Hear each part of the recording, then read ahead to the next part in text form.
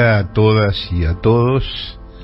Aquí estamos con una nueva edición del Cohete a la Luna Radio, en la Radio de las Madres, con Josefina Bolis. ¿Qué tal, José? Buen día, Horacio, ¿cómo estás? Con Marcelo Figueras, que está llegando agitado en los próximos minutos, siempre jugando al fleje, el compañero. Pablo Ubín en los controles y Pablo Val como productor, hoy en ausencia de Rolo Fernández, que ha tenido otro compromiso.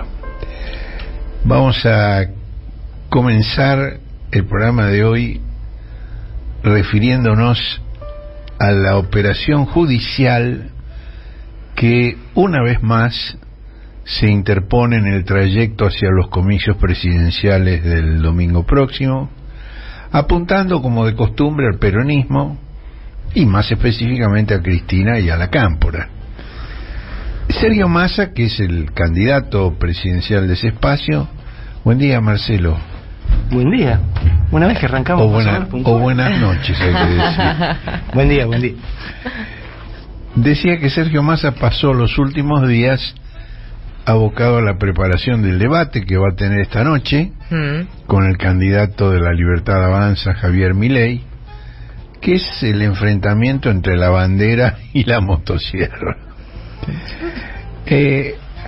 La importancia que se le asigna a este cara a cara es muy alta, y esto hizo que Massa demorara hasta el jueves la querella que presentó ante el juzgado de Marcelo Martínez de Giorgi, el juez federal, al enterarse Massa que era una de las personas sobre las que había formado carpetas el agente de inteligencia de la Policía Federal, Ariel Pedro Sancheta. También se presentaron ante el juzgado Javier Milei, el diputado nacional Rodolfo Tailade, el ministro del Interior Guado de Pedro, el operador judicial de la Unión Cívica Radical Daniel Angelici y el ex precandidato presidencial Juan Grabois. Y por lo que sé, mañana se va a presentar también Máximo Kirchner, está preparando la presentación. ¿Por qué se presentan? Bueno, porque están entre los 1.196 nombres sobre quienes Sancheta reunía y traficaba información. Ahora, el manejo de la información de este tema ha sido completamente sesgado. Entre los discos rígidos, los pendrive, que se le secuestraron a Sancheta cuando fue detenido, hay 4 teras de información, que es una enormidad de información. Y apenas una parte ínfima de esos 4 teras ya fue catalogada. Si la catalogación es el primer paso cuando se baja información. Y una porción aún inferior a esa porción ínfima ha sido analizada. De modo que no se sabe todo lo que hay. Pero, como ustedes habrán visto, toda la información está dirigida a pegarle a Cristina y a Máximo y a la Cámpora, a partir de un chat de Sancheta con un funcionario de segunda línea vinculado con el kirchnerismo. Después vamos a hablar de él. Ahora, por lo que ya se vio de esos 4 teras de información, entre los clientes de Sancheta también figura el periodista Claudio Saboya. Saboya es el operador judicial de Clarín que en la señal de cable y en la televisión del grupo Clarín ha reemplazado a Daniel Pedro Santoro, que ha sido, digamos, arrinconado en el diario porque después de todo el episodio de Alessio quedó demasiado chamuscado, ¿no? Y Saboya es quien lo reemplaza. Bueno, Saboya le pidió a Sancheta información sobre Angelici y le dijo que estaba deseando armar una nota sobre Angelici para que le sirviera a la heroína radical Elisa Carrió para presentar una denuncia en tribunales. Bueno, en la edición de ayer de Clarín, el subeditor general Ricardo Roa escribió textualmente: Sancheta, como otros espías, para cubrirse se presentaba como periodista y decía que trabajó en Clarín. Bueno, esto consta en el currículum de Sancheta, que también estaba dentro de los aparatos electrónicos que le secuestraron. Y según Roa dice, por aquí, es decir, Clarín, ha pasado mucha gente, pero no Sancheta. Claro, Sancheta no trabajó en Clarín físicamente. Trabajó para Clarín. Físicamente. Como corresponde a un agente inorgánico. Y la prueba de esto son los chats con Saboya, que era su manejador. Es decir, estos agentes de inteligencia tienen un manejador. El manejador de Sancheta en Clarín era Claudio Saboya.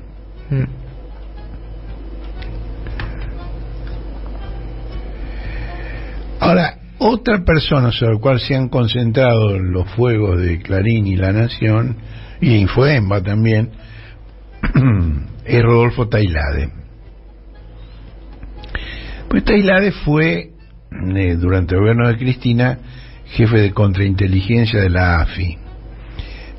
Y sobre todo ahora integra la Comisión de Juicio Político, es una comisión bicameral, que está preparando un dictamen, es de diputados, no bicameral, que está preparando un dictamen acusatorio contra los jueces de la Corte Suprema de Justicia, Horacio Rosati, Carlos Rosenkrantz, Juan Carlos Maqueda y Ricardo Lorenzetti. Bueno, esta participación de Tailade en la Comisión de Juicio Político lo ha convertido en uno de los protagonistas del folletín por episodios que escriben Daniel Pedro Santoro en Clarín y Carlos Pañi en La Nación. Los dos dan por sentado, sin ninguna evidencia al respecto, porque de lo que se ha conocido hasta ahora no hay nada, que estamos ante una gigantesca operación de inteligencia conducida ¿por quién? Cristina. Por Cristina, como siempre. Ahora, tanto Pañi como Santoro tienen mucha experiencia al respecto, porque Pañi fue procesado por recibir en forma habitual mails hackeados en cuentas de dirigentes políticos que le enviaba el ex jefe de la CIDE, Juan Bautista Joffre. Santoro fue procesado por las extorsiones que realizaba con su ayuda el espía Marcelo Sebastián D'Alessio, y ambos fueron rescatados por jueces complacientes, Santoro y Pañi. El rol que se le atribuye a Cristina como jefa de la superbanda es la hipótesis por la cual Rosati se negó a asistir a la Comisión de Juicio Político a presentar su descargo. Bueno, esa es la clave por la cual Rosati, junto con su alter ego Silvio Robles, armaron esta operación. Robles está dedicado full time a este tema. Ahora, veamos un poco cómo, digamos, cuál es el origen de esto, ¿no? Martínez Giorgi tenía varias causas por denuncias de Rosati, de su colega en la Corte Carlos Fernando Rosenkrantz, de los jueces de casación Mariano Bonici y Gustavo Hornos, y de los jueces de Tribunal Oral Rodrigo Jiménez Uriburu y Andrés Basso, a raíz de la captura de sus líneas de telefonía celular por un hacker. En ese expediente fue que se detuvo al hacker misionero Elías Ezequiel Núñez Piñeiro, y siguiendo el rastro de las comunicaciones de Núñez Piñeiro a Sancheta, que fue detenido en junio, hace 5 meses. Ahora, fíjate que esto estalla la semana anterior a las elecciones, en la quincena previa a las elecciones, cuando el material está desde junio. Pero hay más todavía. Había otra causa contra Sancheta desde 2021, desde hace 2 años. ¿Y quién la tenía? El juez de Clarín, Julián Arcolini, el huemul escondido. Pero durante meses no hizo nada con esa causa. Años, sí, meses y 24 meses. Y ahora se la envió a Martínez de Giorgi. Este raconto es muy importante para entender cómo se juegan estas cosas. Pues si vos lees realmente el folletín que arman Santoro y Pañi, y no entendés nada, pues además inventan cosas, presumen, dan por sentados hechos que no se basan en ninguna evidencia. Ahora, ¿quién es el fiscal de la causa? Gerardo Policita. Policita es uno de los candidatos eternos de Mauricio Macri a la Procuración General. No el único, tenía otros también, pero era uno de los candidatos y que estaba, digamos, con la boca abierta de excitación esperando que le saliera.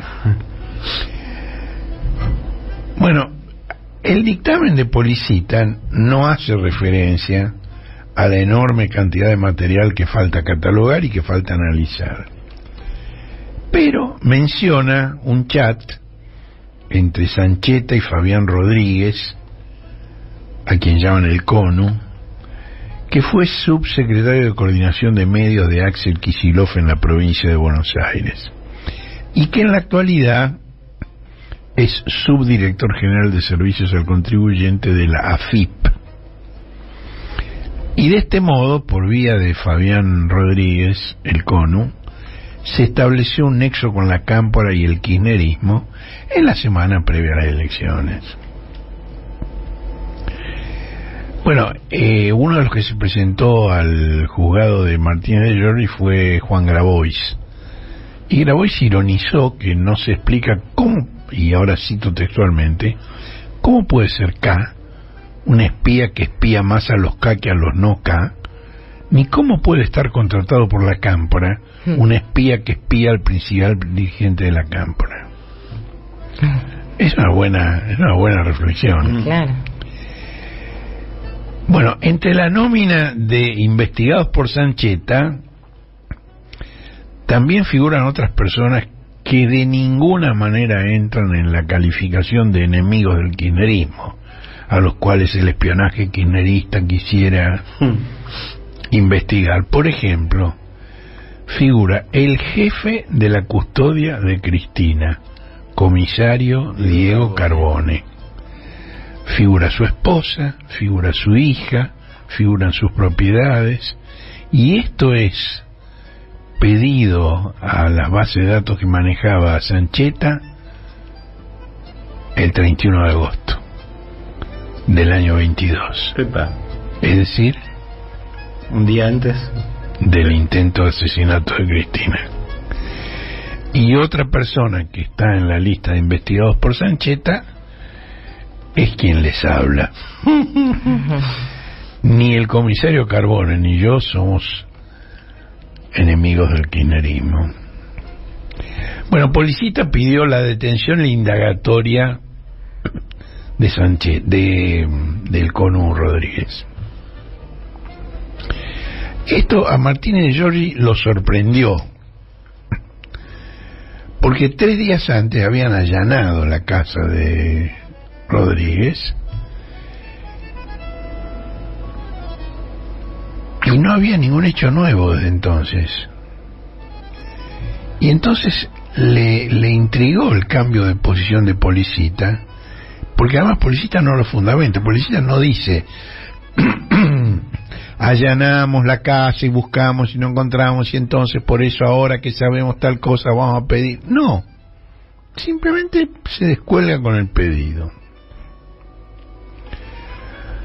Pero además, y esto llama más todavía la atención, cuando Policita pide la detención de Rodríguez, Rodríguez ya se había presentado con su abogado al juzgado y había entregado su telefonito. Es decir, que lo que Policía estaba pidiendo ya se había producido. Ahora, ¿por qué ese apuro de Policita? ¿Por qué ese giro de 180 grados? Bueno, yo le voy a contar por qué. La semana pasada Policita almorzó en el restaurante Marcelo de Recoleta con el fiscal general de la capital federal, Juan Bautista Maíquez. Ah, mira vos. Bueno, ese es un restaurante de pastas en Recoleta, muy piripipi. Y Maíquez le transmitió a Policita, ahora yo no sé cómo decirlo, no sé si le transmitió una sugerencia, un deseo o una orden de Mauricio Macri. Elijan ustedes si fue una sugerencia, si fue un deseo, si fue una orden, para que fuera detenido el Conu Rodríguez. Bueno, Martínez Giorgi ya estaba molesto por el direccionamiento de la investigación hacia una persona cuyas vinculaciones políticas no conocía, nadie le había dicho a él. Simplemente Policita le presenta las cosas de determinada manera y entonces él se manda con el allanamiento. Y se da cuenta después de que esto es una operación y que él ha sido el bobo de la historia, que pisó el palito, que lo mandaron al frente sin avisarle de qué se trataba. Él ya estaba molesto por esto y no quiso que lo involucraran en la jugada, y entonces se negó a detener a Rodríguez, y en la resolución en la que rechaza el pedido de Policita es crítico con Policita y dice que no se entiende por qué cambió de opinión y que no fundamentó el pedido, cosa que, digamos, en la relación entre jueces y fiscales es duro decir una cosa así. Lo están mandando al frente en devolución de gentilezas, es decir, Policita lo mandó al frente a él y él lo manda al frente a Policita.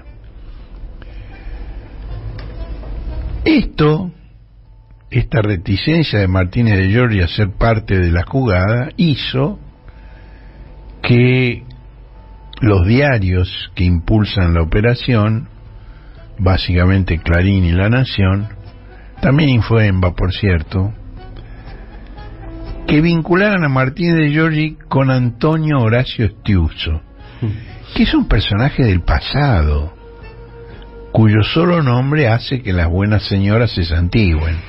Vos decís Estiuso y decís, ¡ay, Estiuso! Bueno, el 3 de noviembre, la Dirección de Asistencia Judicial en Delitos Complejos y Crimen Organizado, cuya sigla es DAJUDECO, le entregó a Martínez de Giorgi un primer informe sobre el contenido de los aparatos de comunicación de Sancheta, quien en Telegram tenía un usuario identificado con la oscura sigla AAA. Triple A. Bueno, la funcionaria de la Judeco que firma el informe se llama Noelia Jazmín Charchafli. Parece de una novela de espionaje. El nombre, el casting de nombres es maravilloso. Noelia Jazmín Charchafli. Ella menciona en el informe un diálogo de Sancheta con Fabián Rodríguez. Rodríguez él le hace una pregunta a Sancheta sobre el country, el barrio cerrado donde vive en ese momento recién designada ministra de Desarrollo Social, Derrota Dolosa. que había asumido en reemplazo del corredor de autos Juan Horacio Zabaleta. Vieron que Zabaleta dijo ahora que perdió la intendencia de Hurlingham, va a poner un taller mecánico. ¿No lo vieron? No. Sí, pues es un fierrero, es digamos su pasión no es la política, son los autos, y era corredor de autos. Bueno, entonces AAA le contesta que va a armar una nota sobre el country, y Policita comprobó que hay un portal de Sancheta que se llama Enclave, que el 9 de octubre de 2022 publicó una nota sobre, cito textualmente, la mansión alucinante donde vive la nueva ministra. Bueno, el fiscal dice que esta tarea era financiada y remunerada a Sancheta por el Cónsul Rodríguez a través del otorgamiento de pauta oficial del gobierno de la provincia de Buenos Aires. Bueno, entonces es decir, es un espía kirchnerista pagado por Kicillof. Están viviendo del presupuesto de la provincia. ¿Cuánto le pagaba? 80.000 pesos en agosto del 2022. 150 en septiembre y octubre, entre septiembre y octubre, y 200.000 entre noviembre y junio del 23, cuando Sancheta fue detenido. Es una suma realmente modesta, y es prácticamente idéntica a la que le pagaba a Sancheta la Municipalidad de San Isidro a cargo del dirigente radical en Juntos por el Cambio, Gustavo Pose. Es decir, que Sancheta vendía su servicio a quien quisiera pagarlos.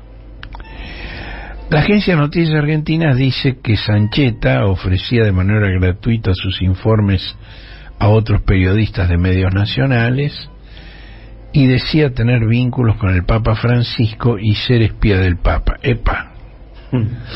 ¡Epa! Apareció el Papa. Éramos pocos, pero es muy interesante esta historia, pero muy interesante. Noticias Argentinas dice eso nada más, pero no profundizó el tema. A mí me llamó la atención y entonces traté de averiguar un poco cómo era. Pues todo lo que tenga que ver con el Papa me llama la atención, me interesa.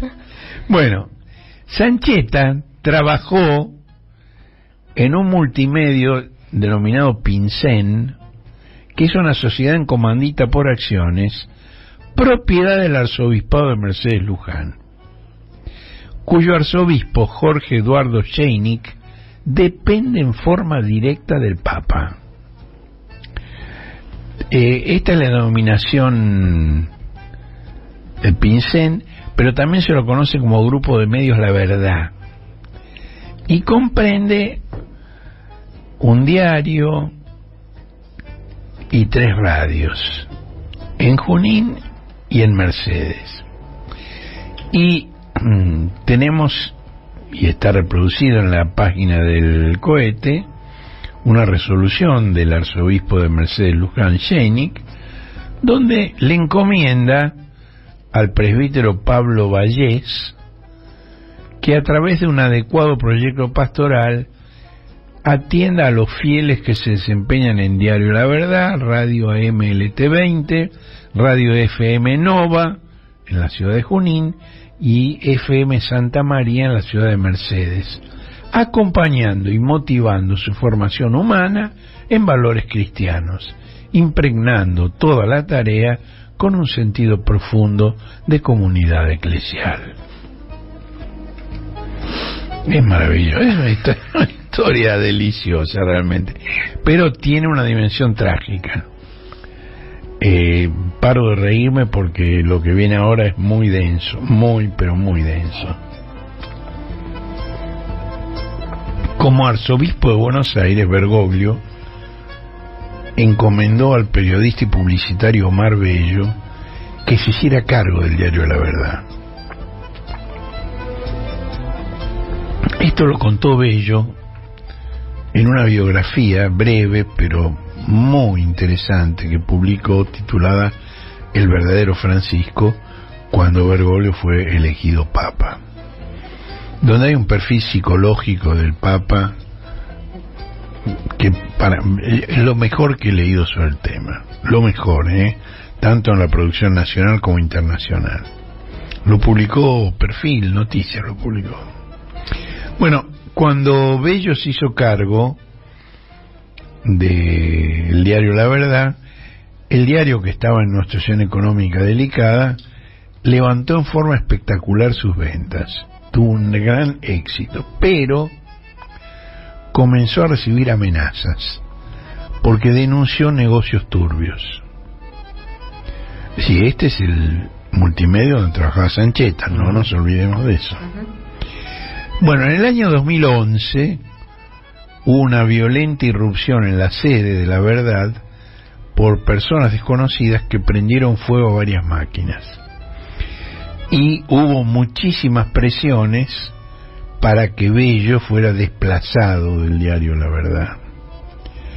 Bueno, él naturalmente lo consultó con Bergoglio, que es quien le había encomendado la tarea, y Bergoglio le dijo: yo te respaldo, pero no lo hagas público.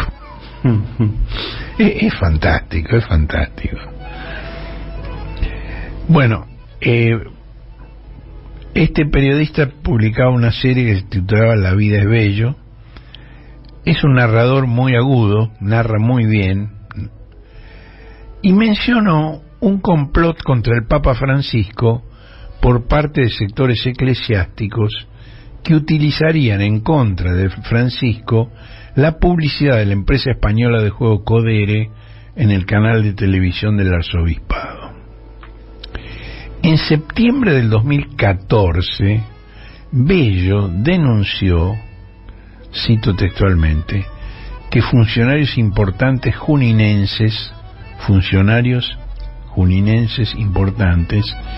planearon mi muerte en un hecho que pareciera de inseguridad. Pero Meoni dijo que no, gracias. ¿Quién es Meoni? Meoni era en ese momento el intendente de Junín y militaba en el Frente Renovador de Sergio Tomás Massa. Lamentablemente yo hubiera querido hacerle preguntas sobre el tema a Meoni y a Bello, pero no están en condiciones de contestar preguntas. Los dos murieron en alegados accidentes de tránsito. Planearon mi muerte en un hecho que parecía de inseguridad, escribió Bello en septiembre del 14. En marzo del 15, 6 meses después, su auto se estrelló en la ruta contra una camioneta. Y en abril del año 21, otro autazo acabó con la vida de Meoni, que por entonces ya no era intendente de Junín, sino ministro de Transporte en el gabinete del doctor Fernández. Por causas inexplicadas, su auto oficial chocó con un cantero y volcó, y Meoni perdió la vida. Ahora, en 2008, también la coalición cívica libertadora de Elisa Carrió estaba entre los anunciantes en el multimedio eclesiástico en el que trabajaba Sancheta. Y esto consta no en los materiales secuestrados de Sancheta, sino en la rendición de cuentas de la coalición cívica libertadora a la justicia electoral de ese año. Lilita Carrió también pautaba en el multimedios de Junín. Bueno, esto se dan cuenta que es muy distinto al folletín que pintan Santoro y Pañi. Hay un periodista de La Nación, no de La Nación más o Plus o Macri en la señal de noticias, sino en el diario de papel y digital, que se llama Claudio Jacqueline. Jacqueline es un tipo bastante serio y con una cautela de la que carecen, por supuesto, los agitadores de la señal de cable. Hizo una advertencia que voy a leer textual. Abre comillas. El impacto no quedará en el espacio donde estalló. Podrían verse anegadas no solo las playas de todo el oficialismo, sino hasta algunas costas de la oposición. La diversidad de pertenencia de los espiados, que va desde jueces hasta dirigentes prominentes del oficialismo y de la oposición, lleva a suponer a los investigadores que la cartera de clientes del espía es muy amplia y heterogénea. Bueno, digamos, sucesivos gobiernos constitucionales hicieron purgas muy duras en el aparato oficial de inteligencia y largaron a la calle a miles de agentes que se las ingeniaron para privatizar sus habilidades. Gente que no sabía hacer otra cosa y que buscó monetizarla. Ustedes se acuerdan que en los primeros años, ustedes se acuerdan, vos Marcelo te acordás, ¿cómo olvidarlo? Que en esa época eso se denominaba como mano de obra desocupada. Por lo que se sabe hasta ahora, Sancheta era uno de ellos. Y sus servicios ilegales se ofrecían tanto al oficialismo como a la oposición e incluso a la Iglesia Católica, siempre en una dimensión modesta de cabotaje, por más esfuerzo del periodismo militante para convertirlo en un James Bond. Hay un dato también muy simpático, y es que el uso periodístico de información de inteligencia en combinación con jueces y fiscales para realizar operaciones políticas fue postulado hace 2 décadas con una fervorosa recomendación por Daniel Pedro Santoro, que escribió un ingenuo manual sobre periodismo, muy ingenuo, que se llama Técnicas de Investigación. En ese librito confiesa, y de nuevo vuelvo a citar textualmente, se puede recurrir a un abogado a quien conozcamos, le facilitamos parte de la información y le pedimos extraoficialmente que haga una denuncia, de modo tal que la justicia comience a investigar. También podemos pedirle o sugerirle en forma extrajudicial y sin aparecer a un juez o a un fiscal que active los mecanismos para levantar el secreto bancario financiero. Muchas veces, dice Daniel Pedro Santoro en este ingenuo manual, se usa el viejo truco en que el periodista manda documentación de un caso en forma anónima a un juzgado o una fiscalía para que se abra una causa judicial. O sea que nada nuevo bajo el sol. Ya hace 2 décadas lo escribió, teórico y práctico. Lo escribió y lo practica. Bueno, vamos a dejar un rato a los espías y vamos a ver qué va a pasar esta noche. Esta noche Massa va a tratar de retomar la línea que siguió desde el anuncio de su candidatura hasta la semana pasada, donde esa línea se desdibujó. El domingo 5, es decir, la semana pasada, entró muy enojado en la provocación de La Nación Más o Plus o Macri, que se dedicó a interrumpirlo cada vez que comenzaba a responder una pregunta. Él empezaba a contestar una pregunta y lo interrumpían con otro tema, le cambiaban de tema. Bueno, se puso tan nervioso que dijo que si intentaban ponerlo nervioso no lo lograrían, porque tengo una enorme paz interior. Dime de qué alardeas y te diré de qué careces. Bueno, La interrupción y el cambio de tema es una técnica que la usó el miércoles 8 Victoria Villacruel en el debate vicepresidencial con Agustín Rossi. Massa se prepara para no mostrarse enojado como hizo con La Nación Plus o Más o Macri, ni sobrador como en Córdoba con Cadena 3, donde además de sonreír, guiñó un ojo, satisfecho de una respuesta. Está preparado para no repetir esos errores. Ahora, en el debate con Rossi, Villacruel cometió un error grueso que pasó inadvertido porque nadie sabía de quién hablaba. Fue cuando pidió la libertad del teniente coronel Juan Daniel Amelong, hijo del gerente de Hacienda Raúl Amelong, que en 1975 fue acribillado por montoneros. Villacruel mezcló el caso de Amelong con los de quienes están detenidos largos años sin condena. Es cierto, hay algunos presos sin condena firme. Ahora, esto se debe al embudo que forman la Cámara de Casación Penal Federal y la Corte Suprema de Justicia, que demoran una eternidad en confirmar condenas de los tribunales orales pronunciadas hace años. Es decir, gente que ha sido condenada, pero en primera instancia en el tribunal oral, y casación no confirma, o casación confirma y la Corte Suprema no confirma. Y hasta que la Corte Suprema no baja el martillo, no es condena firme.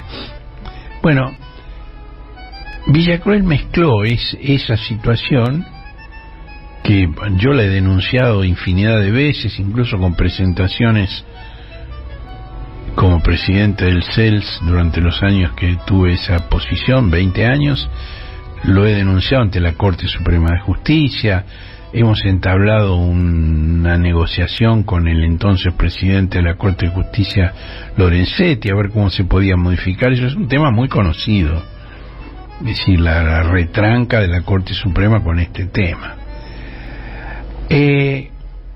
Pero Amelong no tiene una condena, sino 5. 3 a prisión perpetua, una a 10 años y otra, no me acuerdo exactamente a cuántos años, por la sustracción de los mellizos hijos de Raquel Negro.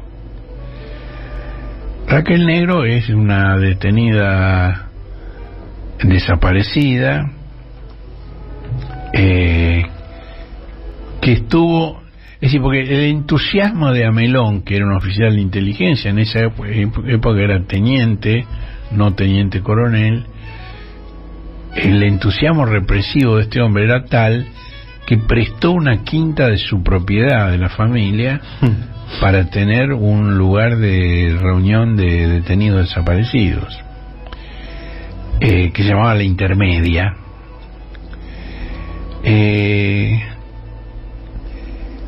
Y además tiene otra causa actualmente en instrucción por otra desaparición, la 6ª causa. Bueno, yo tengo una historia personal con Amelong porque en septiembre del año 13 fui convocado como testigo ante el Tribunal Oral Federal 1 de Rosario en el juicio al equipo de secuestradores y torturadores que encabezaba el coronel Pascual Guerrieri y que integraba Amelong. A esa audiencia solo asistieron 2 represores y uno de ellos era Amelong. Y ahí lo vi, no hablé con él, pero nos vimos. Yo lo tenía a mis espaldas porque yo estaba sentado frente a los jueces y él estaba en unos bancos más atrás. Y ante preguntas del tribunal yo dije que había que ver la incidencia del poder económico y del poder eclesiástico en la represión. Dije que en algunos casos el poder económico es cómplice, en otros casos es encubridor y en otros casos es instigador. Y dije que si se avanza en esa dirección tendremos un panorama más completo y real de lo que pasó, porque, y esto fue lo que provocó las consecuencias que les voy a contar. De otro modo, si no tomas nota de esto, daría la impresión de que los ejecutores eran una banda de tipos sanguinarios y lunáticos que se dedicaron a satisfacer sus bajos instintos criminales porque sí. Y yo dije entonces que me parece encuadrar las cosas de esta manera, me parece un acto de estricta justicia con la sociedad, pero también para con los militares que están siendo juzgados y que fueron usados para cometer los crímenes. Aclaré, y lo repito ahora, que esto no los disculpa y que tienen que pagar porque ellos cometieron los crímenes. Pero lo hicieron por instigación de otros y en beneficio de otros. Bueno, una de las juezas del tribunal me preguntó cuál era el beneficio que obtenían las empresas al participar en los crímenes de lesa humanidad. Y yo le contesté que, digamos, los beneficios eran la brutal transferencia de ingresos del sector asalariado al capital, porque obtienen una legislación que priva de derechos al trabajador, como la que plantean ahora Milei y Patio Bullrich, porque aumentan su tasa de ganancia de esa manera, y además incluso usan el poder punitivo del Estado para zanjar disputas de intereses dentro del poder económico capitalista, y se apoderan de empresas. Bueno, ustedes vieron las denuncias que se han hecho contra Macri por intentar apoderarse de empresas durante su gobierno. Fue la práctica habitual durante la dictadura, el mismo estilo, ¿no? Bueno, yo terminé mi testimonio, me fui, me volví a Buenos Aires, y al día siguiente me avisan desde Rosario, no me acuerdo si me avisó la querella o el fiscal Estara, que en la audiencia del día siguiente Amelón pidió la palabra y dijo que si él hubiera sabido cuál sería el contenido de mi declaración, me hubiera ofrecido, acá alguien corrigió, se hubiera ofrecido él como testigo. Dale, no me corrijas más, Marcelo, te pido. Esa era una regla que me tenía. Hubiera, digo, pero no entiendo el sentido. Me hubiera ofrecido a mí como testigo, Amelón. Ah, él a vos, ok. No, pero no me corrijas más. Ok. Dijo que si hubiera sabido el contenido de mi declaración, me hubiera ofrecido él como testigo. Y narró las visitas habituales de hombres de negocios y de personalidades eclesiásticas al comando que él integraba.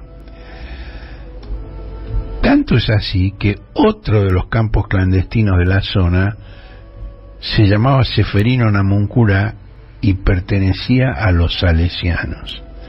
Bueno, aquí en la página, esto no puedo mostrar en radio, pero tenemos dos fotos muy interesantes de Amelón, una actual y la otra de los años de la dictadura, cuando lo detuvieron en México, porque Raquel Negro la desaparecen en represalia porque su pareja, Tucho Valenzuela, es enviado a México junto con Amelón y con otros militares para tratar de infiltrarse en la conducción montonera que estaba en el exilio y matar a Firmenich.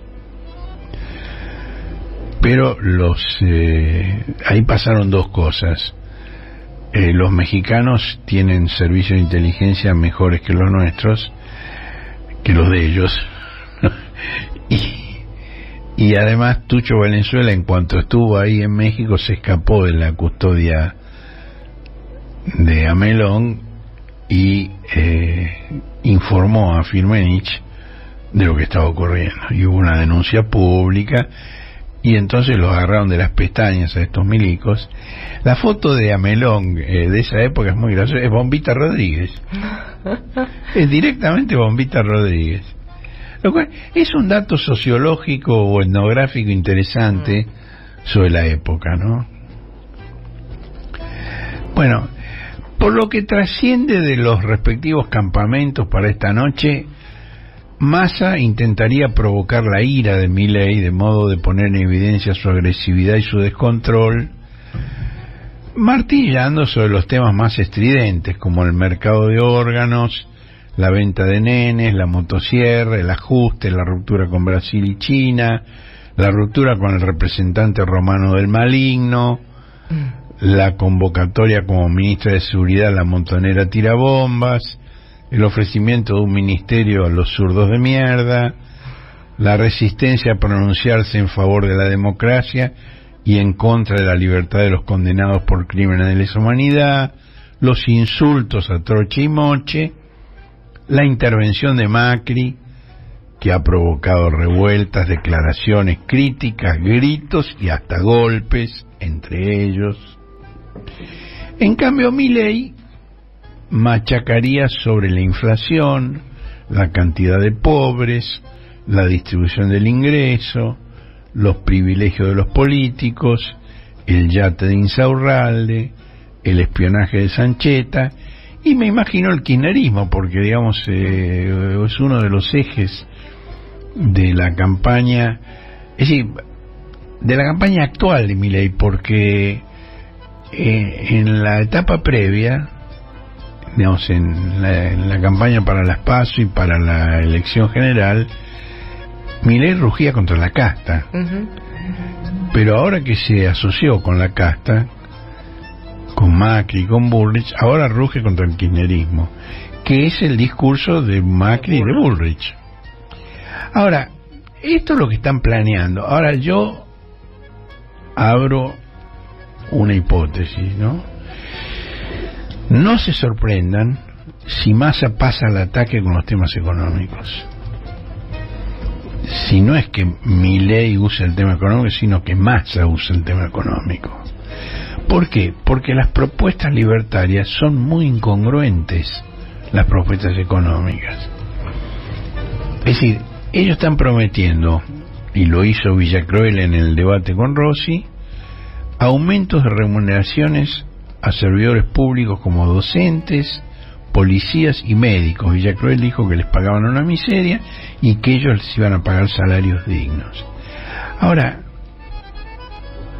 Milei está prometiendo reducir en 15 puntos del Producto Interno el déficit fiscal. Esto es absolutamente incongruente.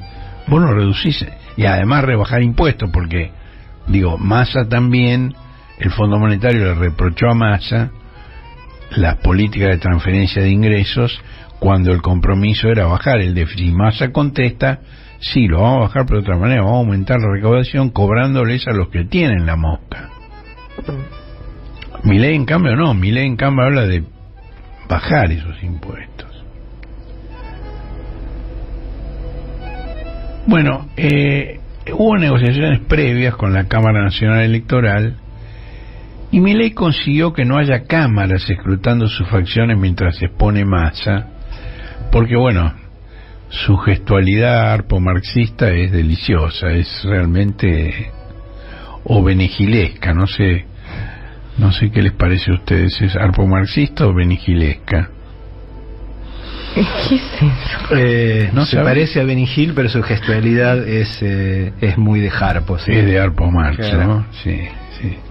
Harpo Marx es el mudo de los hermanos Marx, que en realidad no era mudo, hacía el personaje de mudo, con una peluca no parecida, pero tan ridícula como la de Milei. Era un personaje maravilloso que tenía un delantal, tocaba el arpa, claro, por eso arpo. Pero tenía un delantal con bolsillos internos y empezaba a sacar cosas de los bolsillos y no paraba nunca de sacar cosas, hasta un perro vivo sacaba de su bolsillo. Bueno,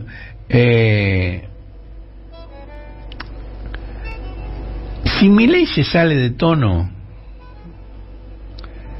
esto favorecería a Massa. Ahora, si se mantiene en un tono calmo y moderado, esa versión descafeinada que se vio la semana pasada en un video en el que recita todo lo que no hará, y que es lo contrario a lo que dice su plataforma presentada a la justicia electoral, podría ahuyentar a los votantes que lo prefieren justamente por el desenfado con que enfrenta a la casta, o que enfrentaba a la casta, y el tono belicoso de su saludo final. Es decir, que lo que gane por un lado lo puede perder por otro, en un electorado donde es muy alto el porcentaje de indeciso, lo cual hace, a mi juicio, muy difícil predecir quién se va a favorecer, quién va a ganar las elecciones, para decirlo. Yo creo que el debate lo va a ganar Massa. Ahora, no sé cuál va a ser la influencia que eso tenga. Una cosa que está bastante instalada en todos lados es que el debate no se gana, el debate se pierde. Si no podés ganar una elección porque te va bien en el debate, pero podés perderlo si te va mal. Si tropezás, digo, las cosas que hizo Milei con el pelado de Crónica en el programa de América 24, si se repite eso, se fue al diablo. Claro. O si pasa lo que contó Jaime Bailey, el entrevistador peruano, que le hizo una entrevista y se tuvo de editarla porque había cosas que no se podían poner. Bailey estaba muy molesto porque Bailey es declaradamente homosexual y le hizo una pregunta a Milei sobre el tema de la homosexualidad, y la respuesta de Milei fue típica de cómo se manejan ellos, ¿no? Así como, ¿se acuerdan que Diana Mondino había de los piojos había comparado a los elefantes? Claro, para Mondino ser homosexual es como no bañarte y tener piojos. Para Milei, si vos querés acostarte con un hombre, con una mujer, sos libre de hacerlo, y si querés acostarte con un elefante también, siempre que el elefante esté de acuerdo, dijo. Que te dé su consentimiento, sí. Bueno, Bailey estaba muy molesto con el tema porque le parecía realmente una animalización de la homosexualidad muy discriminatoria, ¿no? Ahora, el debate pasado, el de Rossi con Villacruel, ese no lo organizó la justicia electoral sino el Grupo Clarín, que tuvo dos conductores nítidamente alineados con la oposición. Cuando Villacruel interrumpía a Rossi, no intervenían. Pero en cuanto el jefe de gabinete se cansó de soportar eso y empezó a interrumpir él también, ahí sí lo pararon. Había pantallas que mostraban durante todo el debate las expresiones de Rossi y Villacruel, que no es lo mismo que las de Massa y Milei, porque a Villacruel se la veía fresca y descontracturada, con esa sonrisa semipermanente que recomiendan los expertos. ¿Ustedes vieron alguna vez los programas de Oppenheimer? No. Oppenheimer es un periodista argentino que transmite desde Miami, tiene un programa que se transmite en toda la región nuestra, y todo el tiempo, aun cuando hable de cosas muy serias, tiene una semisonrisa. Es una recomendación de los expertos en comunicación, y Villacruel hacía exactamente lo mismo. Y además tenía una voz estridente, de pito, comentó alguien, y un atuendo sencillo, muy apropiado por la pantalla. Tenía un jean y una camisa blanca, con cierta gracia la camisa, porque era irregular, era despareja, digamos, tenía un lado más largo que el otro. Muy, muy apropiado para la pantalla. En cambio, a Rossi se lo veía incómodo, con expresión de cansancio, y no se oía su voz con tanta nitidez. ¿Por qué? porque el sistema de audio de la señal de Clarín le daba más volumen al micrófono de Villa Cruel. Claro. Es decir, es todo planeado. Y la cámara estaba posicionada como de costado, ¿no? Lo dejaba como a Rossi mirando para la estratosfera, mientras que a Villarroel la enfocaba bien de frente. Sí. Bueno, esta gestualidad, donde claramente Villa Cruel le fue mejor, se contrapuso con el contenido de las intervenciones, porque Villa Cruel no se movió de declararse indignada por la inflación y la pobreza, y sus únicas propuestas fueron muy concretas: bajar la inflación de un ondazo, generar confianza para que la población use los dólares que atesora, y hacer lo contrario que ustedes. No se movió de ahí en toda la noche. Ahora, Rossi tiene una gran experiencia parlamentaria, fue presidente del bloque durante muchos años, y esta experiencia fue muy evidente cuando Villa Cruel dijo, por ejemplo, no, ¿qué hablás vos si 2/3 de la sociedad votó en contra de ustedes? Y Rossi la miró y dijo, y el 70% votó en contra de ustedes. Esa fue la mejor réplica. Ella tampoco pudo contestar cuando Rossi le preguntó si abogaba por la libertad de los genocidas, y le recordó la foto en la que una Villa Cruel bastante más joven que ahora marcha junto con Cecilia Pando con esa consigna. Ustedes vieron que ahora Pando le recrimina a Villa Cruel que oculta esa consigna, que no sigue diciendo eso, que está escondida detrás de la idea de memoria completa, de castigar también a los guerrilleros, y Pando se lo reprocha y cuentan cosas interesantes.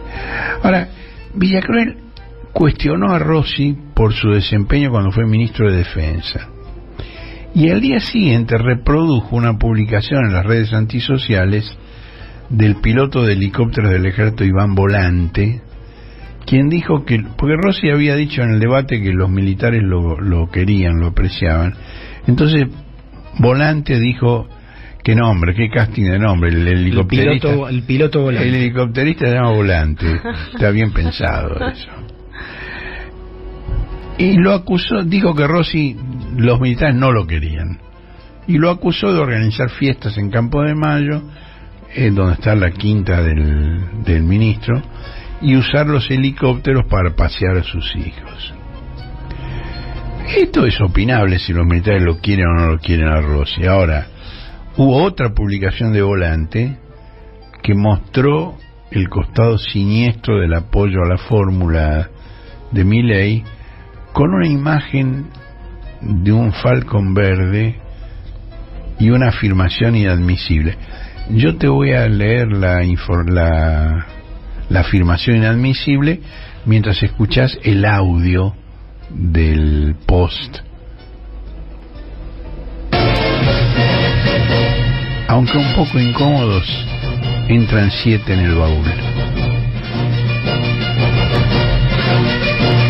Bueno, la Secretaría General del Ejército comunicó que iba a aplicar sanciones del Código de Disciplina a Volante y le abrió un sumario. Y el jefe de Estado Mayor Conjunto, general Martín Paleo, rechazó esas expresiones por irresponsables, falaces y malintencionadas, y reclamó respetar la neutralidad política.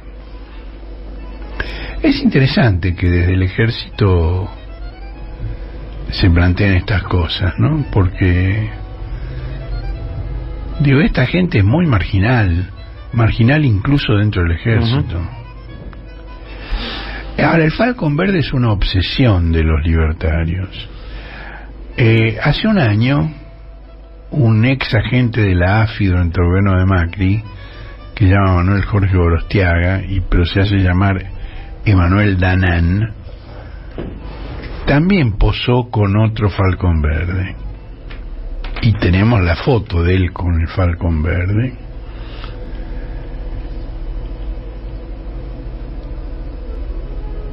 Ahora, Danán, ¿quién es? Es la actual pareja de Lilia Lemoine, que es la asesora de Milei, que propuso la renuncia masculina a la paternidad por presunción de forro pinchado. Y además, no sé si vieron el video donde dice: me cago en la asignación universal por hijo, me cago en la educación pública. La escatología no afloja. Y la explicación posterior de Lemoine fue fantástica. Dijo: no, bueno, pero eso es de la época de la pandemia. ¿Qué cambia, no? Peor, en realidad es peor todavía. Me cago en la asignación universal por hijo en medio de la pandemia. Bueno, pero incluso hay un sitio que se denomina Amigos del Falcón Verde, con apologías de la dictadura y amenazas a sus críticos. Bueno, Rossi como ministro de Defensa, Rossi fue ministro de Defensa 2 veces.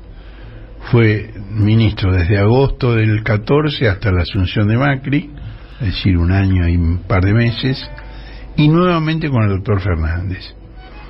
Y a mí me parece que su desempeño fue lo mejor del gobierno del doctor Fernández. Rossi anuló la intervención militar en seguridad interior que había dispuesto Macri.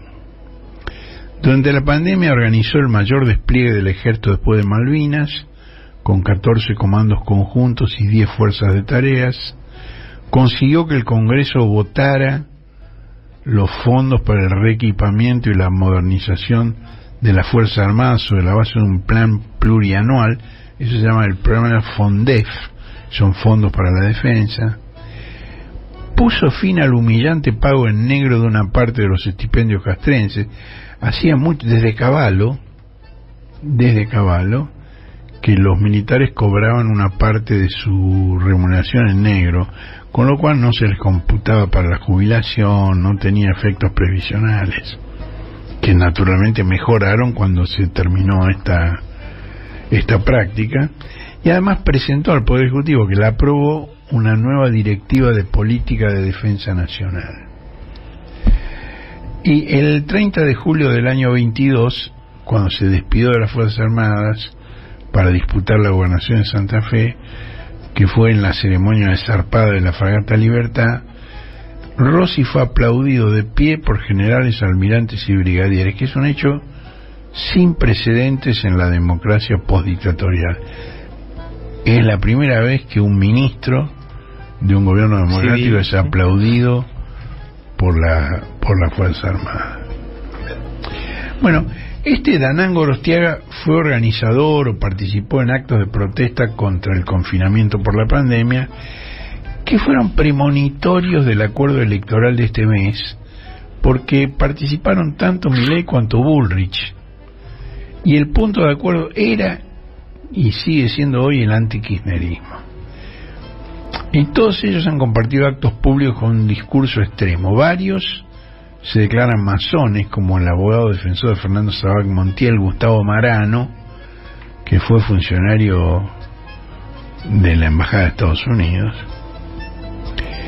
En uno de esos actos se lanzó la agrupación Nuevo Centro Derecha, donde participaron agentes de seguridad privada de una denominada Red de Gimnasios Unidos, con remeras negras y el cráneo rapado, como el ex concejal por el partido de José Luis Espert, Hernán Carroll. Bueno, ustedes se acuerdan que Sabac Montiel pidió por escrito que, es decir, desistió de la defensa que tenía y pidió que Hernán Carroll le designara un defensor. Es decir, que hay también una relación con directamente el homicida fallido que quiso matar a Cristina. Y tenemos también una foto de Danán con Bullrich, muy sonrientes los dos. Bueno, Figueres es muy discreto y no había contado nada, se la tenía bien escondida, pero mañana a las 5:30 de la tarde va a ser el moderador de una mesa en el Centro Cultural de la Ciencia, en la que se va a presentar el libro de Irina Hauser con la colaboración de Ariel Sack, Muerta o presa, la trama violenta detrás del atentado. y va a estar como atracción principal en esa mesa Axel Kicillof. Bueno, como atracción secundaria después de Figueras. Es decir, Figueras y Kicillof presentan el libro de Hauser Isaac. Bueno, ese libro es la investigación más completa sobre el crecimiento de la violencia previa y del odio, tanto desde agrupaciones como Revolución Federal, lúmpenes y también dirigentes políticos e intelectuales próximos a Milei. Hauser hace una observación interesante, Irina hace una observación interesante, dice que pocos en los medios e incluso en el entorno de Cristina advierten el peligro de ruptura del pacto democrático que implica Milei con Macri, y dice que en cambio quien percibe este riesgo es el Indio Solari.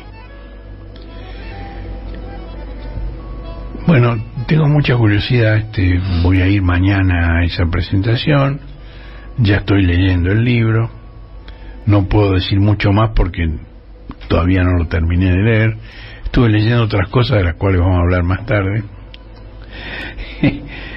pero me acordé, a raíz del libro de Irina y de la presentación de Axel y Figueras, que el 30 de octubre del año pasado en el cohete documentamos con una foto los nexos entre los distintos grupos de la derecha rabiosa, e incluimos una foto tomada durante una manifestación frente a la Casa Rosada en la que se presentaba esta agrupación llamada Nueva Centro Derecha, donde está Marcelo Daniel Perretta, que es uno de los candidatos de Bullrich, era uno de los candidatos de Bullrich, está Emanuel Danán, por cierto, está Hernán Carroll y está Brenda Uliarte. Es decir, hay ahí una mezcolanza muy peligrosa, muy peligrosa. Bueno, por último, la elección argentina ha tomado una dimensión internacional que no es frecuente. Las elecciones argentinas rara vez han concitado tanta atención internacional.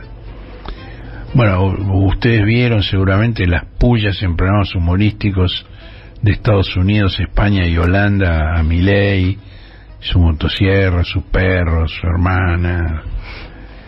Pero además, la propuesta de Milei ha abierto un debate entre economistas.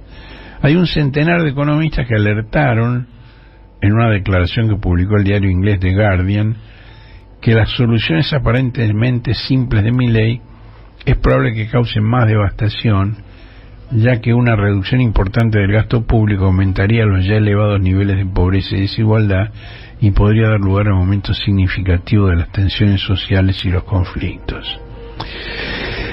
Bueno, The Guardian es un medio progresista, pero también publicaciones insospechadas de progresismo, como The Wall Street Journal en Nueva York y The Economist en Gran Bretaña, presentaron al candidato como un peligro para la democracia. Y quien salió en defensa de Milei fue Joseph Humire, o Humair, no sé cómo se pronuncia, que es uno de los contactos del ex fiscal general Nisman cuando acusaba a Cristina de encubrimiento del atentado de 1992. Este hombre es norteamericano, pero hijo de bolivianos, se especializó en defensa y seguridad e integra la Coordinadora Internacional de Fundaciones Neoliberales titulada Fundación Atlas. Es un veterano de la Infantería de Marina, participó en misiones de combate en Irak y Liberia y en el operativo de entrenamiento UNITAS en América Latina y el Caribe. Escuchá lo que dice Humire o Humaire de sí mismo. La combinación de experiencia militar y educación en libertad de mercados ha hecho de él una estrella ascendente en la comunidad de relaciones exteriores y seguridad nacional, ofreciendo una perspectiva única en asuntos de seguridad global. ¿Humire o humilde se llaman? Es humilde y no tiene abuela. Bueno, según esta estrella de la ultraderecha global, The Economist pinta a Milei como un peligro para la democracia, pero nada hay más alejado de la verdad. las propuestas de Milei no solo salvarían la economía que se desmorona, sino también a la democracia. Para Humilde, los verdaderos tsunamis que azotaron a la Argentina fueron Perón y Evita en la década de 1940 y Néstor y Cristina Kirchner este siglo. Hay gente que la tiene clara y no se confunde nunca. El cohete a la luna radio, un desplazamiento estelar, con Horacio Verditsky, Marcelo Figueras y la participación de Josefina Bolis y Guillermo Hernández. Domingos de 9 a 12 por AM 530.